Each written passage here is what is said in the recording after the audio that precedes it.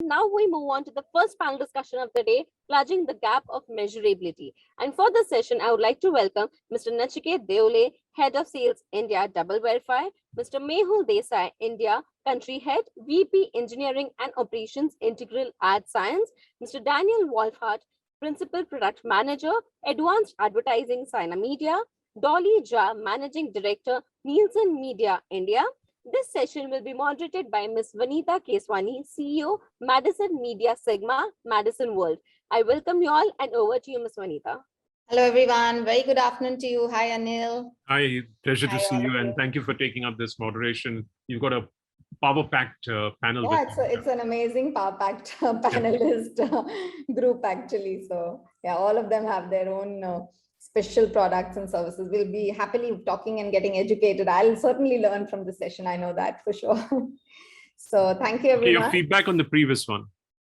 I didn't see the entire one, but yeah, the last few minutes was nice, interesting, and obviously my starting point is exactly what also got discussed by her, saying the measurement strategy is not common for all. So just to bring that from that session to here. So unlike television, where you have like pretty much every, whether it's this category or that category, whichever category, you just pretty much use BARC and you'll add X, and you pretty much have that, it's like a single point measurement system, so to say. But I think in digital, it's not plug and play at all. And depending on the category of advertisers and brand, you need to have a thought through a measurement strategy. So that's why we're having like a measurement panel discussion. Like we have products, like they really go across the funnel. And so digital is all about optimizing through the funnel advertising. So we'll probably in this whole session go through what is on the top funnel, middle funnel, and the bottom funnel. We'll go through that. So, yeah. All the best to you. Have a great session, guys. Thanks. Thank you. Bye-bye. So welcome, everyone. Since I just set the background on this whole digital versus TV piece, I just thought we'll just warm up by each of you on the panel discussion. On each of you could just go one by one and just talk about what you think are the top 3 trends in the digital measurement space. We all know digital is growing. We all know digital measurement obviously automatically grows when digital as a medium is growing. But could you all just speak about what you think are the top 3 trends? I think we can just go one by one, just any order, I think. Yes. Yeah, sure. I can start, Vanita. Thank you for setting the context and a nice segue, from the previous session into this one, right? Talking about measurements and how critical they are in our world today. The trends keep changing, right? It's a dynamic world. We keep evolving. There's nothing static. But interestingly, there are 3 things which some of them have been there for a while and will continue. The first one being fraud prevention, right? I mean, we keep measuring everything that we have to measure, but fraud is at the core. Some of the losses, when I read the numbers, $35 billion annually are lost in global ad fraud. And funnily, this is the second biggest industry in terms of organized crime after drugs. People will know that, right? So this is, something that will never change. And as the market evolves, as the advertising space evolves, fraud continues to remain at core. And fraud prevention, measuring fraud, is one of the core parts of our industry. And I don't think that's going to change. And in fact, with CTV and OTT, it continues to evolve and challenge us even further. The second thing which I can think of is, brand suitability. We all talk about brand safety, but one of the things is also how you move that from just not showing stuff into showing the right stuff. Let me just give an example. I'm on a page which is something around luxury. It has nothing to do with a specific segment, but I'm watching some luxury content. I want to see an ad which is reminiscent of what I'm going through, and a luxury car ad would be absolutely apt at this time.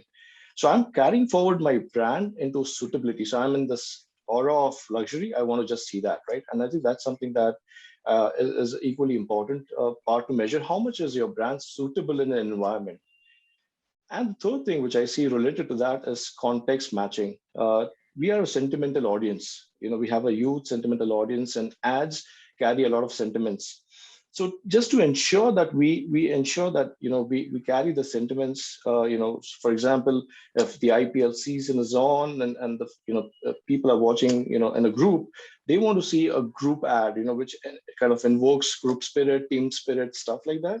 And I think with OTT and CTV specifically as platforms, the world has changed from being persona driven, user driven, to more context driven, right? Because now you're in the context of showing an IPL match or a UEFA Champions League match, and the team spirit or the spirit of bonding and the spirit of one is actually highlighted. So I think these are three trends that I see which need to continuously be measured and assessed as we speak. Wonderful, wonderful. Yes, I think cricket is really the bond that has united as usual India's country. So, and we've seen all the categories, literally all categories coming together to do something contextual. I think has been a big role to play in that, and then digital, of course, has been the easy hanging fruit, so to say, to do that actually. So yes, who would like to go over next?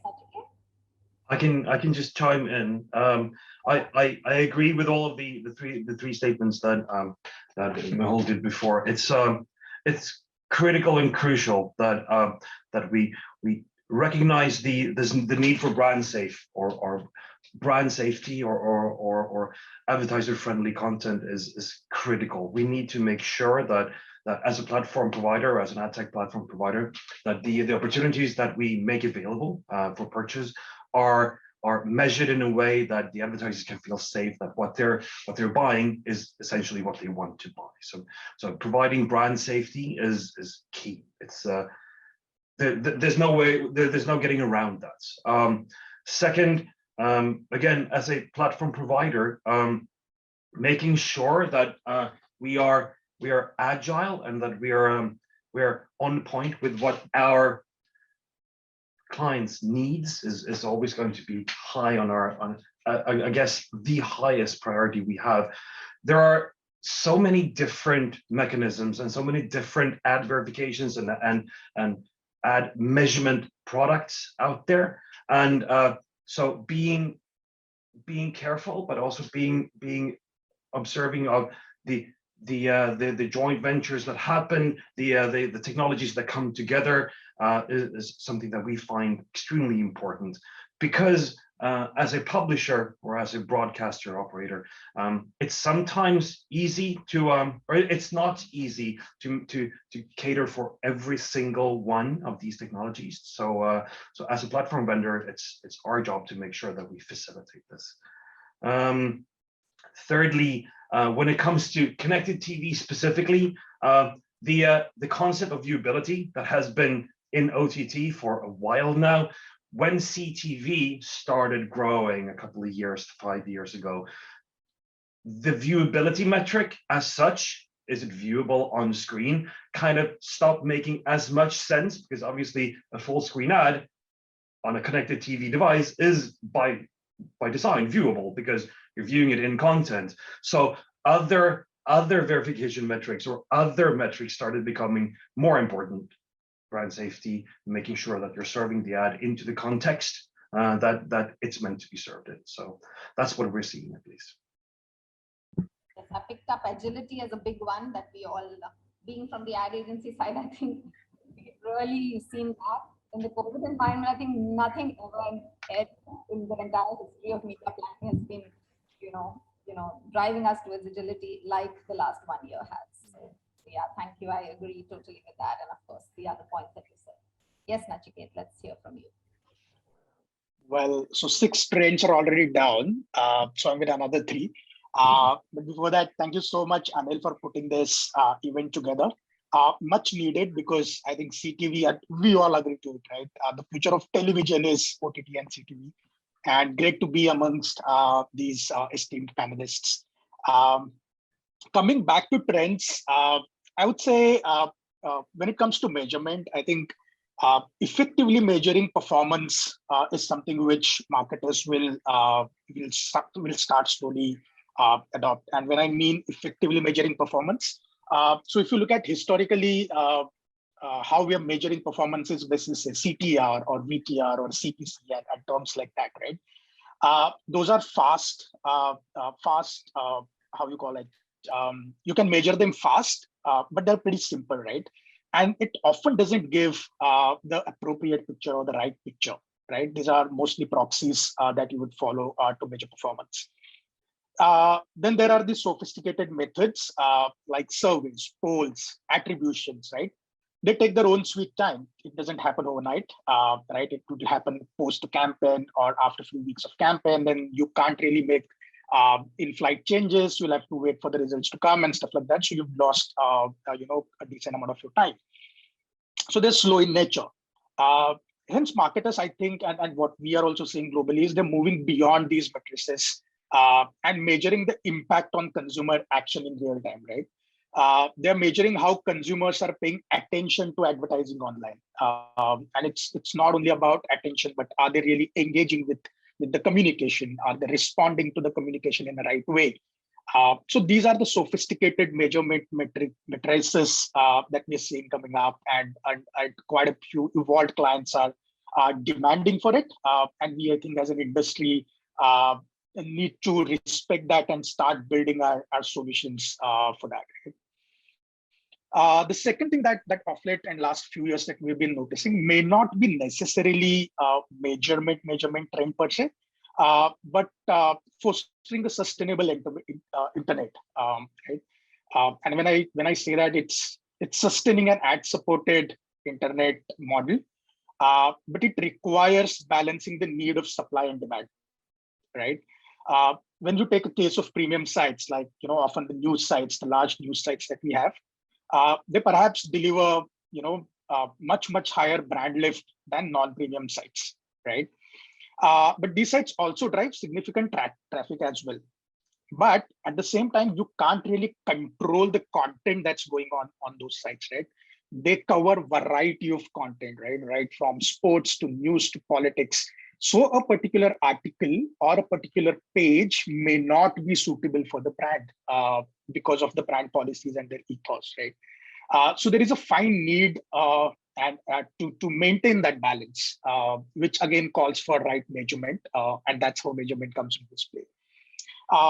And the last trend that we are seeing is which is connected to connected TV, CTV, OTT space. As we see the consumer adoption on the rise, connected TV is becoming critical channel for advertisers, right? We all know that. And growing advertiser interest in CTV, which is driving increased ad spends, is also demanding higher accountability, right? Higher transparency, higher measurability, and which is where perhaps third-party tools are coming into the play, where advertisers are moving towards third-party measurement tools, because obviously an umpire and a team cannot be from the same angle, right? You need a neutral umpire to judge both the teams. Yeah, so that's probably the third trend I would talk about. Yeah, thank you, Nachiket. So the last one we'll pick up when we talk about the top funnel metrics and the measurements that go into CTV and all that. That'll come through in the panel in detail. We'll talk about that. Thank you so much. Dolly? Yeah, hi. So I think the first trend that a notable trend that I want to talk about is that, publishers coming on board on measurement, right? Now, whether this is push or pull, or let's leave that debate out. But, if I just count the number of publisher integrations that we've had, particularly in the last 18 months, that's phenomenal. Okay, so there are more and more publishers coming on board on measurement. That's first one. The second one I want to talk about is that digital has grown big, right? It is big. Although there is an increasing conversation about the need for cross-media ad measurement, right? Or content measurement. So tell me the impact of digital and TV coming together. Tell me the impact of digital, TV, and even print coming together. That's not something which has happened in many countries, but that's increasingly the ask which is happening. And the third thing really is that specifically on digital, forget the click-through rates and on targets and unique audiences. Of course, the unique audience conversation is very important. But after that, tell me what is the impact of my digital campaign on sales lift. Okay, we're not talking about brand lift here. We're talking about sales lift. Okay, so more and more sophisticated experiments being mounted, right? Publishers actually pitching in and wanting to convince advertisers, in terms of what is the impact which is happening on the last mile measure. So I think those are three fallouts from my end. I love the last one. Sales lift rather than brand lift. Yes. Dream come true for all of us. Absolutely. Advertising agency and client side. Yes. Yes, love that. So we'd love to hear later on some cases if it's confidential without the brand name also. It'll be quite interesting actually to hear from each one of you now as we go forward, because we pretty much covered the entire gamut of stuff in these trends talks, but the idea was to start and warm up. So we have warmed up. I'm sure we know what we're talking about. But at the base, the way I've structured the conversation in my mind was that at the base level, what does digital measurement require, which is basically, according to me, brand safety and ad fraud, and then move on to top funnel and bottom funnel. So we'll go one by one. Top funnel, we'll cover CTV, etc. But let's first start with ad fraud and brand safety. And let's hear from most of you, whoever would like to speak specifically about some of the things that your organization has done in this regard. And I think the best way to understand anything regarding measurement is use cases. And I think I'd really invite and encourage all of you to speak about it so that the audience who's hearing us understands, what is the best in class in this category. So Mehul, Nachiket, whoever would like to start. I can go first. From the publisher, so brand safety and ad fraud it happens, and it's a fact that it unfortunately takes place. It is a massive problem. I think one of the other panelists mentioned something like $34 billion annually. It's a horribly large number of dollars spent that goes into pockets where they shouldn't go. It is high. I think it must be highest on everyone's agenda to combat this. It's everyone's responsibility. Both platforms, buyers and sellers needs to combine their strengths and making sure that you build and you utilize tools to both, for brand safety, pass and send the content IDs and the metrics that are required, so you can recognize and know where you're sending it. As a platform, making sure that those identifiers are actually true is what we need to do as a platform supplier, a sell-side platform. And on the buy side, the same kind of tools needs to be made available too, so you can easily and programmatically, if you will, or quickly identify what content, so where you're serving out your ads, what you're buying, making sure it's brand safe. On the flip side of that, making sure that when someone has bought something, that there's no sense of, are all of these counted correctly? Make sure that there's technologies in place that prohibit things like impression aggregation. Making sure that we can provide those kind of tools it's the backbone of the entire ad infrastructure around ad serving online. And I feel that we need to just become better and better and better at this as an industry. So Daniel, thanks for that. So let me understand, while of course you're right in that everyone, all the three players, all the three people involved have to, really loop in. But yeah, from a broadcaster view, which is what your view is, like you help broadcasters and publishers. Yeah. Would you want to highlight anything, where you see Europe versus India? Like, because I think that's going to be a wonderful thing to understand, because you know the markets at both sides. Yeah. So the markets are, it's a global market, but the use cases can vary. Coming from Europe specifically, almost all ad campaigns are always required to come with some sort of ad verification built in. There's no the sense of trusting someone else's numbers is no longer there, mainly because of ad fraud. So requiring third-party verification is something that just is happening, and that's just been part of the scope here for a long time. Yeah, that's kind of that. That's kind of. What would the rest of the panelists here feel? What would that percentage be in India? Because I don't think we have like a 90+% at all. Advertisers are still not that evolved, right? What would be our guess? No, Vanita, I would say that advertisers in India are fairly evolved. Okay. Yeah, I would not say that advertisers are not No, evolved. evolved in the sense that he's saying every campaign comes with that. I'm No. not sure. I mean, No, I think no, me no, and no. So- Mehul must be the happiest people if that would have been the case. Okay. But unfortunately, we are not. maybe for your brand Okay. track studies, I think everyone does a brand track study. No. So I'll tell you, the digital ad measurement that we do, one of the deliverables of that is that we are supposed to be measuring ad fraud. Okay. So, and we've got big advertisers on board, and whichever campaign we measure, we do, report out that what percentage of impressions were actually fraudulent impressions. So that is definitely given out. Okay. We've also seen on occasional cases when this number has really been high. I would not say what is this high number, and I would not say which category or whatever. Okay. And then both ends have really gone into a tizzy. Why is this happening and what has happened and all of that. Okay. Now, I just wish that we get to a situation where every single advertiser who's doing any digital campaign gets into the purview of measurement. Okay. As far as ad fraud is concerned, we definitely have tools and we can really figure out what is the extent of it. No, absolutely. That's what the question was, because Daniel says there, of course, it's every advertiser. It's like almost every. He said almost every, but I think it's every, pretty much. Almost every just would mean 1 or 2%, but that's not true of India for sure. We're not there yet. So yeah. I'm just asking, what's the number in our minds? It's just there's no right or wrong. I just want to know what you feel. No, I think a better way to look at this question, Vanita, would be that what percentage of ad spends are getting measured. Let's put it like that. That's what I'm saying. Advertising or ad spends would certainly be better than number of ads. Yeah. I would say that this wouldn't be, I wouldn't say this would be more than 30%. More than? More than 30%, not more than 25 to 30%.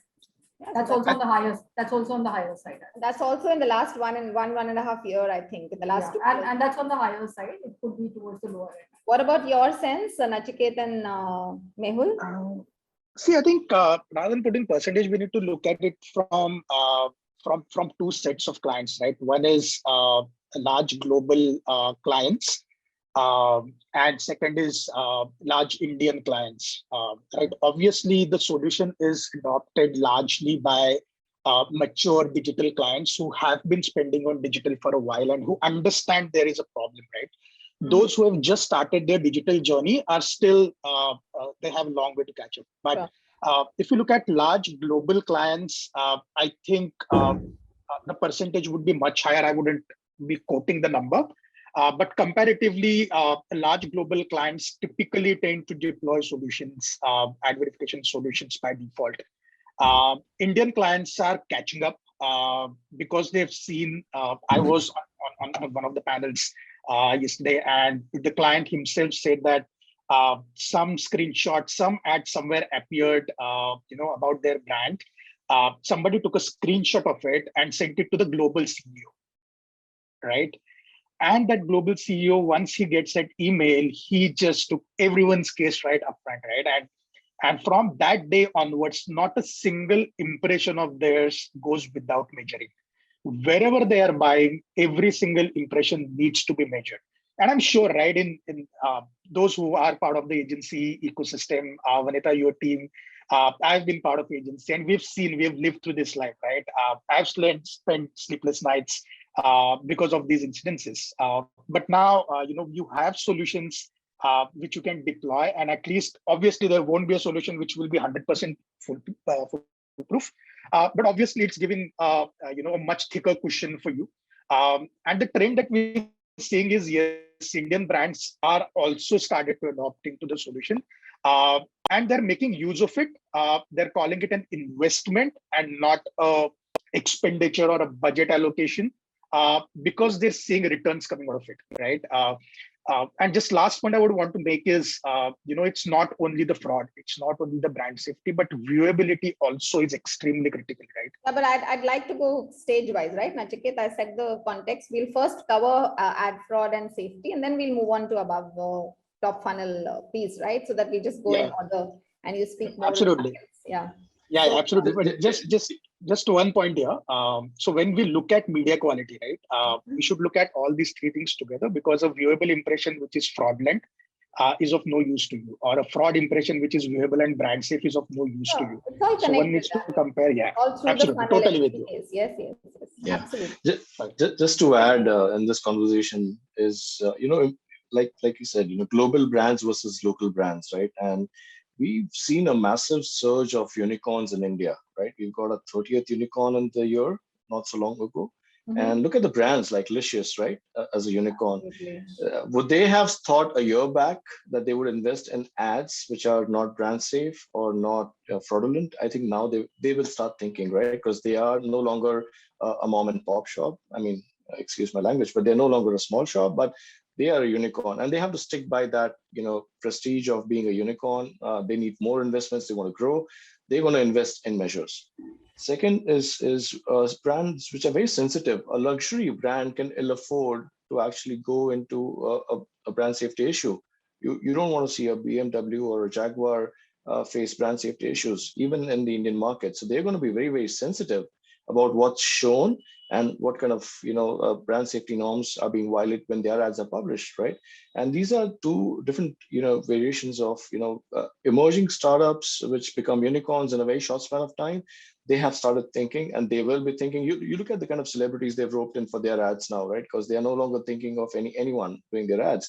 At the same time, they want those ads to be absolutely safe and not have any dent on the image, because they are getting into investment mode, right? They're getting so much capital investment flow into their organizations. Their ads need to be supremely brand safe. I think that, and the fact that there are traditional brands and traditional groups of companies who have always been proud of being clean, if I can call it so, and everything they've done as a corporate house, they won't be associated with anything to do with which damages their brand safety, right? And I think those are the kind of companies, even irrespective of whether it's Europe, India, anywhere in the world, they're going to focus on that, because that's the investment they want to make. That the ad counts as much as the safety that ad brings to them. Absolutely, yeah. So any case that you would like to talk about, Mehul, that comes to your mind where you guys have done something for somebody, which is really something interesting. Like we heard some snippets, we heard Dolly speak about, she didn't give us a number, but she did tell us something. Then Nachiket told us an interesting snippet of how somebody called the CEO. So anything that just, we have, I won't name the company, but an automobile major, right? A pretty big automobile organization, global company, and they have a huge presence in India as well. And they've been one of those cases where initially, the Indian market was all about consumers, right? Just get consumer penetration. You go down the lower funnel, right? You talk about top, middle, and lower, but they're at the lower funnels now. But at the same time, they are very, very sensitive about, they have a big tradition to carry, years of legacy to carry in the Indian market. They don't want to be known as a brand which doesn't care about brand safety in the Indian market. And I think that's what, an automobile major was going across so many sites, trying to inhibit, alcohol, tobacco kind of lookouts, violent content, political content. They actually had those, the calm kind of norms that we went through, and ensure that we, provide a solution which ensures their, ads are always brand safe. Oh, nice, interesting. So these topics, and obviously this whole piece of how much does the interaction happen between the company? Do they give most of the brief, and or whether obviously you guys will expand the brief much more, I guess, right? We allow them to configure, right, the levels they want, the kind of penetration. Sometimes it's a very aggressive campaign, right? In an aggressive campaign, they might want to take risks. In a slightly non-aggressive campaign, they might want to go, kind of brand safe. So we give them a config. They can select what they want, what levels they want, and based on that, there's a lot of play. Interesting. Thank you. So yeah, so now we move on to the top funnel. So we move on saying, if measurement is all about top, middle funnel. Middle is not so critical, or so not something very difficult because it's more engagement, but top and bottom is where all the bucks also go, right? So, and top is really, really growing more and more and more. So Dolly mentioned that, a lot of publishers, and that was a key trend she mentioned, that, publishers have started accepting third-party tracking and verification, and it does help in optimizing frequency of campaigns. We're very glad. And yeah, I would say a lot of push was involved in all of that. But the wall garden issue is still there, right? With and this cross-channel piece and not giving the device ID still exists. So your views, each of your views actually on whoever would like to go first, and anything that you would like to suggest or make a calling to the industry, or what you feel like. I think when I was having a chat with Daniel, he said that there are some limitations with broadcasters. So we get both sides of the view from all of you. Yeah, Yes. I'm happy to go first, obviously. Yes, because you mentioned so that this is you're part of the problem, right? I'm also part of the solution, I hope. Okay. No, the topic of omni-channel buying was the last speaker's topic, and also this it goes hand in hand with cross-platform frequency gap and all of that. It is recognized by both walled gardens, but also independent broadcasters and publishers as a thing that advertisers want to achieve, and because the advertiser wants it, they will spend more if they can get it, and therefore the broadcasters and publishers want to enable it. But it needs to be done in a way that is controllable and indeed with technology in mind, that you can because the data, the device IDs, the identifiers that the broadcaster have, it's the most valuable thing they own. Their own audience is their most traded and most valuable asset. Of course, they want to safeguard it, make sure that they can monetize their audience, they can sell their audiences, they can make sure to target their audience for advertisers, but they want to at the same time make sure that those audiences can't be found elsewhere or with other omni-channel tools. So creating tools and creating tool sets to make sure that you can enable it, but at the same time safeguard it, it's critical. It's key for us as a platform provider. So that's my 2 cents. Yes, so that's your calling, that yes, you need such tools, right? Yeah. Yeah, I mean, that's all we say. And when we talk to our clients, we advise them to make sure that they enable the purchasing according to their own standards, but they enable the advertisers to buy in the way that the advertisers would like to buy, because otherwise the budgets are simply not there. But they can't do it just openly and without thinking about it. It needs to be a conscious strategy, and they need to be aware of the consequences of what can happen if they don't take care. Take care. Dolly, would you like to? Yes, Vanita, I think I'll go next. So Vanita, see, the point is that the ecosystem is changing massively, correct? We are only hearing about, we've been hearing about cookies deprecating, right? We are hearing about ad identifiers not being passed through and things like that. Then you have this walled garden, non-walled gardens issue, right? My point is that measurement has to evolve, right? And it is for really measurement companies to invest in the right product, right talent, right data science resources, right technology, right, to ensure that the measurement evolves. I also believe that this is also a two-way thing. I would say that there are a lot of asks which are coming in from advertisers, more from advertisers and also from agencies. I mean, if I have to just reflect on the WFA construct, a lot of asks are coming in that this should be there and it should work like this and things like that. Finally, we also need we need an entity to put in monies behind all of that, right? Because what we're really talking about is investing in the right kind of talent to set up a right infrastructure, right technology. And I would say that measurement is actually evolving. Measurement is evolving. I mean, everybody knows that you will require those identity graphs to do demographic description. Otherwise, how do you really figure out that who is behind, all those impressions and clicks? So that's one part of it. Second part of it I also want to talk about is that we've seen cases where advertisers have actually run experiments, and they've gone to the extent to see that what kind of digital campaign actually works better for them, right? And this has to be like a measurement or learning roadmap. I won't say it's a measurement roadmap. I would say it's a learning roadmap, right? Because I want to create some learnings for my brands. What kind of creatives will work? What kind of placements will work? Right? What kind of digital advertising strategy will work? And linking it up all to the final metric, which is sales. Yeah, and there are advertisers who invested and we've got it. Yeah, sorry. Even this cross-week, whatever we do, actually, it's all a learning curve, because the reason why advertisers are wanting more is only to learn, right? Because there is so much that is happening with so much data all over, right? Just to kind of optimize it and feel good about, yes, we're doing the right thing. It's all about that, actually. Yes. Yeah, you're right. So yes, Mehul, you're adding to this. No, I'll just put a technology spin to this, and like you talked about wall gardens and the constraints that come with it. When we in IS as an example did a nice study with Neurosite, where we actually did kind of an enmetic analytics, like what are the sentimental analytics of an ad, right? So when we get constrained in the kind of messaging that an ad would do, we want to actually look at where the ads add value, where are they going to create a sentiment, positive.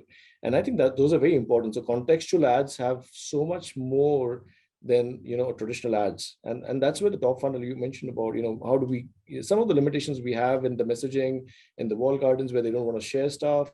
And the segue from where we've been persona driven, taking Dolly was mentioning about moving away from cookies, where you get so much about the user. It's the reverse way around. You're talking about the context that you want to share. So we did this study, and one of the basic findings, if you ask me, is we got two key kind of parameters when we did that.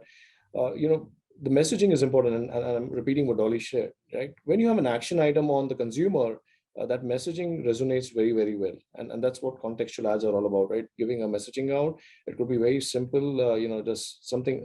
Amul is a great example sometimes, where the poster is not necessarily video, but they have a strong messaging which connects with the audience. And that's something that we are trying to see in the video world as well, on the OTT and CTV, right? Where we get these ads which have messaging in them. The Amul, print ads or the hoardings that you see around India are a great example of messaging driven ads, context driven ads. That's very important that we get that spin and get that kind of traction in our space.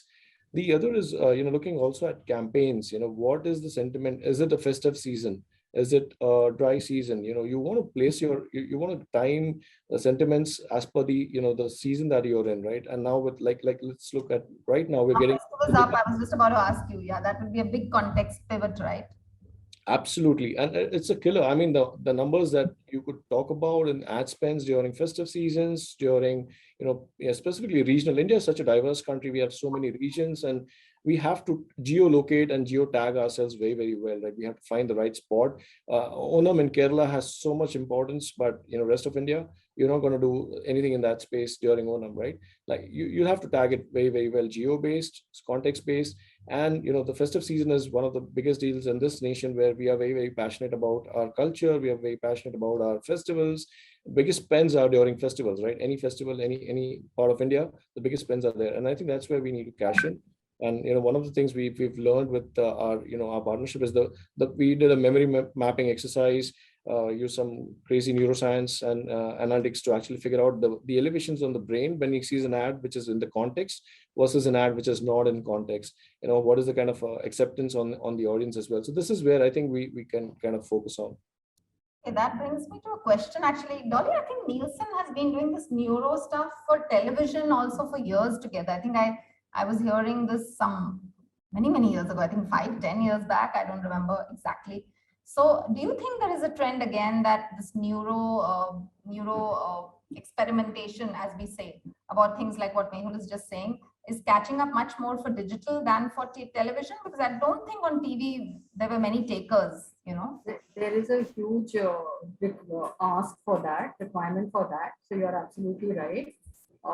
Unfortunately, Nielsen sold off its neuro business a couple of years back. So I think let's have somebody else talk about it, but it's very relevant and something which I personally am very passionate about that topic. Yeah, no, anyone can take it, but I don't know, like Mehul has already talked about it, but the question I just wanted to have a view was that on television also it was there earlier. So, but I didn't see that taking up, but I do see that taking up more in digital. Is that we struggled on the right technology to measure it, and even while we have the technology, we just needed to do some experiments to ensure that, to build some empirical learnings for ourselves. I don't think we could ever close that loop, Vanita. Yes. So that was the gap which was there in our. I don't think anyone else was doing that, right? For that time, for television and not to my knowledge. Yes, that's a question. That's okay. We don't need to speak more about it unless somebody wants to add anything. So then I would like to also ask about, this whole SVOD and AVOD kind of a thing, like what's happening and how do we measure? And how can we have any, and of course, global learnings welcome from Daniel, if any, and Dolly also, and how we can measure in an SVOD environment. Dolly and Daniel, I think, should speak, or anybody can speak.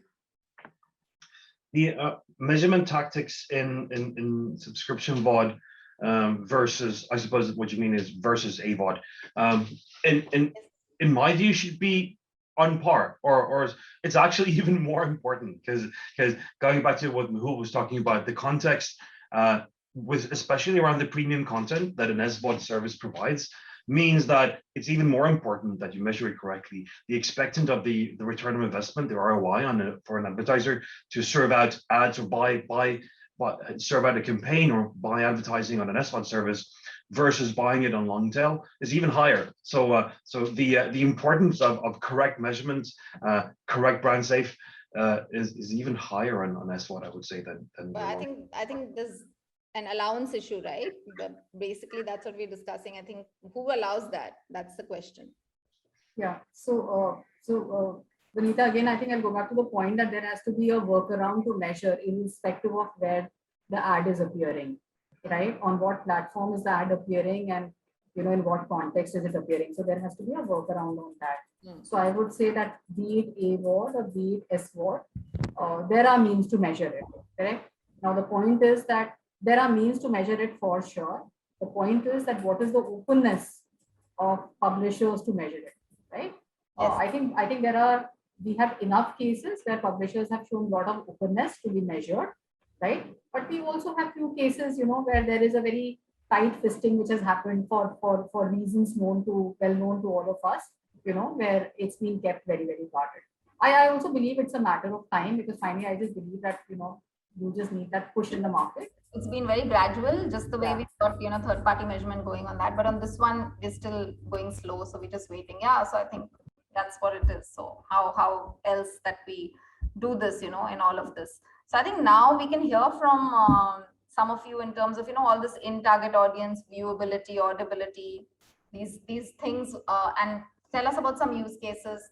Tell us about, what is the exposure time that you do? I think, Nachiket, you've been silent for some time. Why don't you take over? That's your beast, right? You do a lot of work in this area. Yeah. So maybe, I'll just talk about, how this whole, brand safety, fraud, viewability comes together to deliver better ROI, right? Which is, one of the cases that we've seen with one of our clients. We always recommend clients not to optimize campaigns only on one aspect of quality, right? You cannot only optimize on fraud, or only on brand safety, or only on viewability, right? You need to put all these three things together, and every single impression needs to pass through all these three quality parameters so that it becomes a quality impression for you. You as a marketer have a fundamental right to get quality impressions, right? You don't want to pay for front-end impressions or non-viewable impressions or non-brand safe impressions. But we have seen clients either focus on viewability or on fraud or on brand safety, right? But that trend is slowly changing, and we have some numbers as well that we have looked at, right? So one of the KPIs for one of the telco clients, that they gave to agency was optimize viewability and drive convergence, right? Now, if you only keep on doing that, then how was it, right? So when they started campaign, their viewability was roughly about 42%, right? Fraud was about 9%, which is massive. Brand safety was at about 18%, right? Those many incidences that happened at a brand safety level. And their conversion was some 0.05%, right? Now with this, they started optimizing for viewability, right? So all their KPI was to better viewability so that the conversions might go up, because audiences will see the ad, will click on it, and then we'll fill the lead and we'll transact, whatever, right? That's the journey. But how does that shape up? They optimize on viewability. They took the viewability to 57%, right? Because that was a single-minded objective. But what happens to the other two parameters, right? Now, as you start optimizing for viewability, their fraud rate jumped to 21% from 9%, right? the brand safety incidences went up till 23%, right? So you optimized for one angle, but you dropped your ball on other two angles. Because of which the conversion rate went down to 0.4% types, right? Now with, absolutely, right? And with the brand exposure, forget about the conversion rate, but you're sitting on 21% non-brand safe environment. You're sitting on 23% fraudulent impressions. What are you going to do and how do you optimize for that, right? And that's where a solution like this comes up. And as they started optimizing for authentic ad, which is what we call it, the ad or the impression that qualifies all three parameters is an authentic ad, right? And you can optimize for that authentic ad or authentic impression, which is what we call. With that, the viewability went up slightly. It touched upon 60%, which is decent enough to begin with. And brand safety and fraud came down to 1%. Wow, that's great. Right?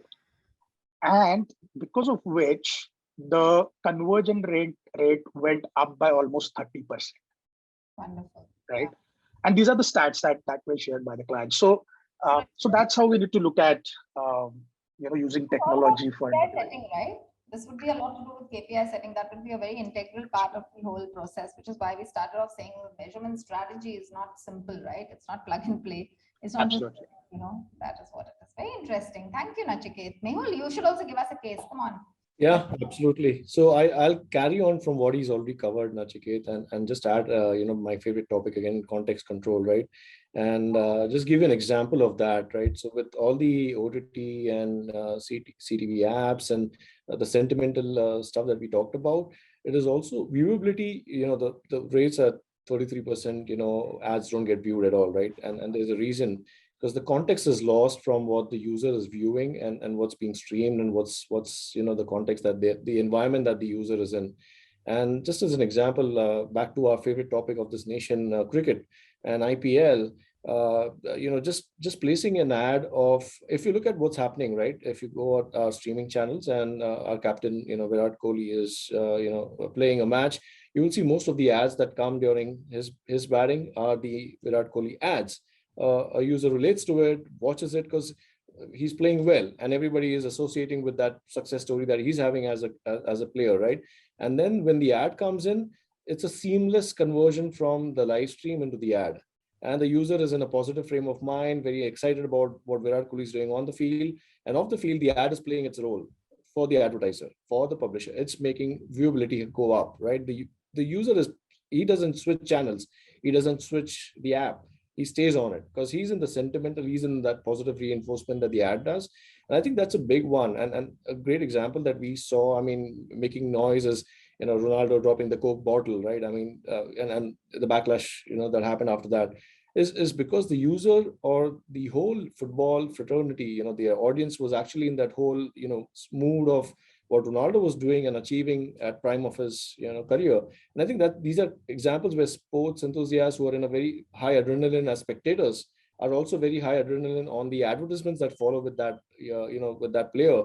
And I think that's where we need to be, I think it's an important parameter that puts sentimental views of the audience when an ad viewability has to increase. So along with brand safety and suitability, we also need to ensure that the context is carried forward. Otherwise, the viewability, the user is just going to flip channels if something unrelated comes over. And I think that's something that I would like to add on, what we traditionally measure as viewability. Good. Yeah, that's an insight. That's a deep insight of, just how important context is in today's day. And it is, I agree.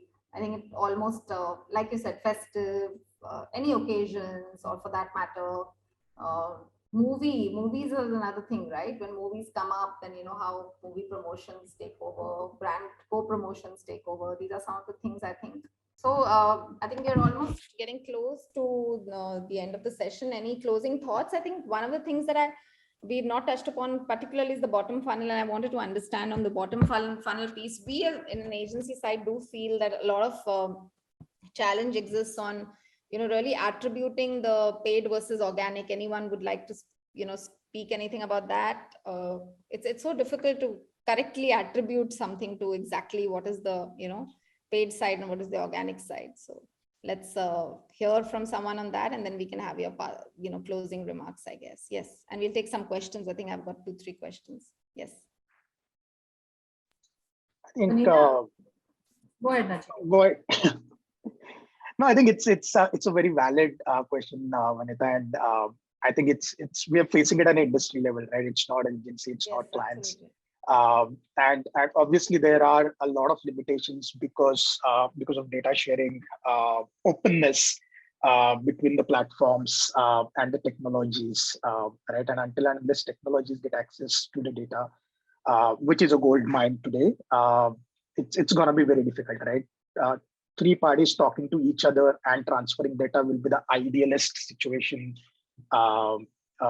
which should be the case, but we as an industry, I think, need to come together to find a solution.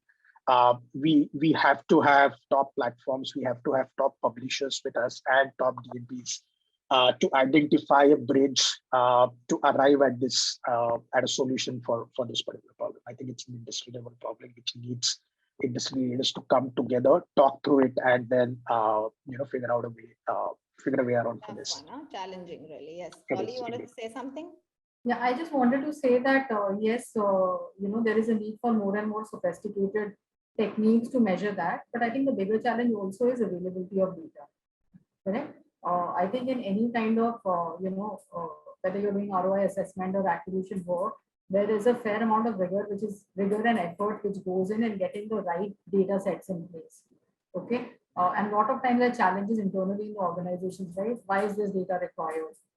I think this should just be fine. Just work with XYZ piece of data. It doesn't work like that. So the point is that while we need to have sophisticated techniques, but I think we also need to recognize that this agenda has to be owned by the CMO himself, right? Or whether it's of ROI measurement or it's of attribution, so that it has the right sponsor in the organization. And all the kind of inputs are given to the measurement partner who's really going to be conducting this work. So that's absolutely. Since you brought up ROI, I can't stop myself from asking this now. So do you all have a challenging task to kind of tell clients or show clients ROIs, or is it usually a easy game when you actually do a case, when you actually do the experiment or do the study or do the measurement? Is it in most cases that you can prove that the ROI far outweighs the cost for measurement, or is it like a cut to cut? How does it look? What are your experiences?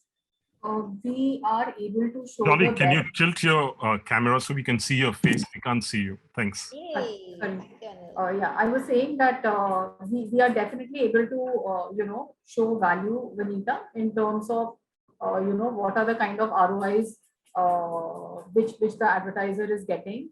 We are able to compare ROIs across different media, which is very effective, which I think is a very potent learning.